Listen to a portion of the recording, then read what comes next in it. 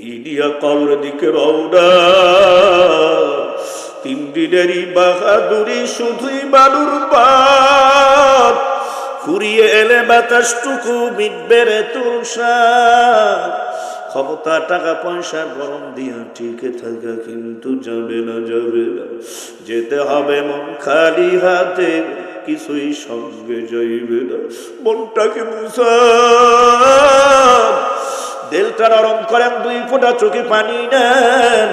চোখের পানি ছাড়া কোনোদিন জাহান্নামের আগুনটা ঠান্ডা হবে না, হবে না। মায়ার নবী প্রায় কান্না করে বলতেন, রে ও সাহাবায়ে কেরাম, ঈমান আমল মজবুত করে মাওলার পাগল হয়ে কবরে যাওয়ার চেষ্টা করো। কারণ দুনিয়ার আগুনে 70 গুণ তেজ হবে জাহান্নামের আগুন।